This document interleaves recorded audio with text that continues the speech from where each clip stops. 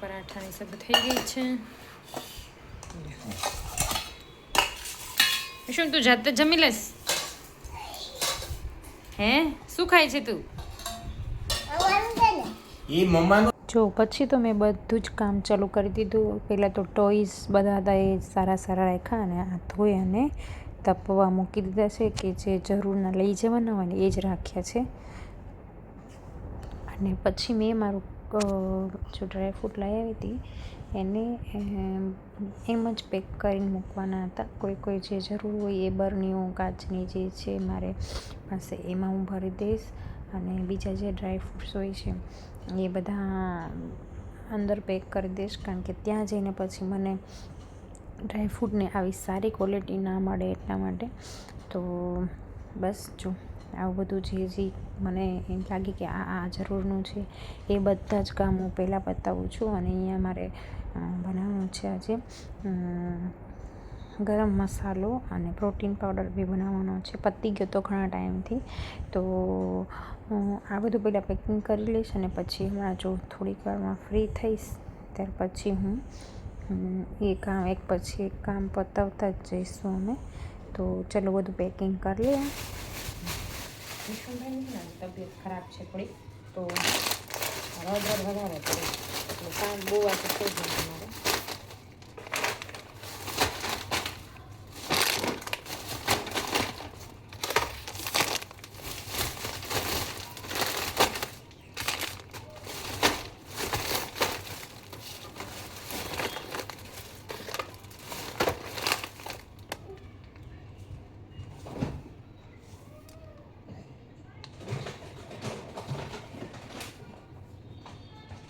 જો friends hello, જો અત્યારે વાગી ગયા છે 5:30 અને વિશ્વમ પણ ઉઠી ગયો છે.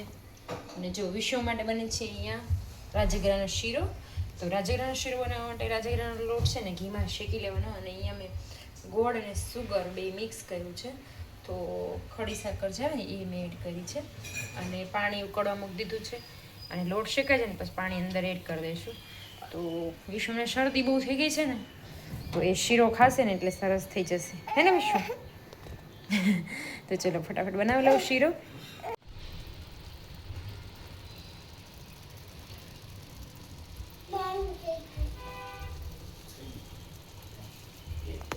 ગાઈસ મસ્ત મજાનો શીરો બનીને રેડી થઈ ગયો છે. બહુ જ ટેસ્ટી લાગે છે ખરેખર. આપણે બી ખાઈ શકીએ છીએ વ્રતમાં અને બાળકો માટે તો બેસ્ટ ફૂડ છે, કારણ કે ગ્લુટન ફ્રી હોય છે અને બહુ વધારે પડતું પ્રોટીન હોય છે એમાં. તો આપણે પ્રોટીન ઇન્ક્લુડ ન થતું હોય આપણી ડાયટમાં, તો એ બાળકો માટે વધારે સારું છે. અને બાળકો હંમેશા બધાને એવી કમ્પ્લેન્ટ હોય કે બાળકો પતલા કેમ છે, જાડા નથી થતા. તો એના માટે બાળકને પ્રોટીનની કમી હોય ને એટલે બાળકો જાડા ન થતા હોય, તો બાળકોને આ શીરો જરૂરથી આપવું જોઈએ. બહુ જ હેલ્ધી હોય છે. આમાં મેં સિમ્પલ કંઈ જ કર્યું નથી. ઘી મૂકી અને જે રાજગરો હોય ને સાતરી નાખ્યો છે. શીરા માટેનો સ્પેશિયલ લોટ મળે જ છે રેડીમેડ. અને પછી એને ગરમ પાણી કર્યું અડધો ગ્લાસ જેટલું.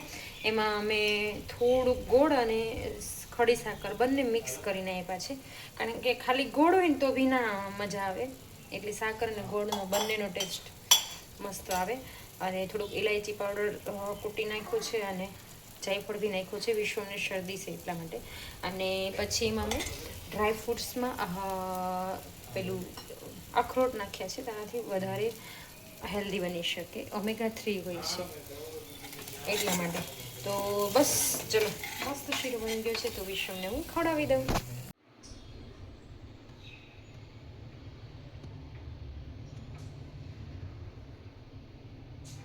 આપણો બનીને રેડી થાય છે પ્રોટીન પાવડર. તો અહીંયા મેં સાકર દળી નાખી છે.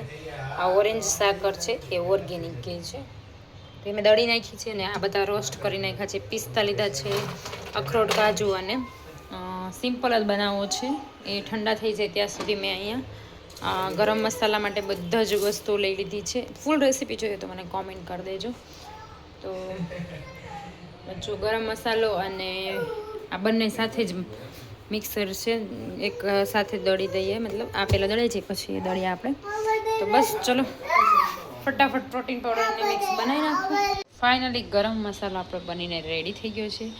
કોઈ પણ સબ્જી તમે રેગ્યુલર યુઝ કરો ને તેમાં તમે ખાલી હાફ ટેબલ સ્પૂન બી નાખો ને તો બી સબ્જી ટેસ્ટી બને અને સ્મેલ તો આટલી સરસ આવે છે. અને અહીંયા મેં બનાવ્યું છે પ્રોટીન પાવડર.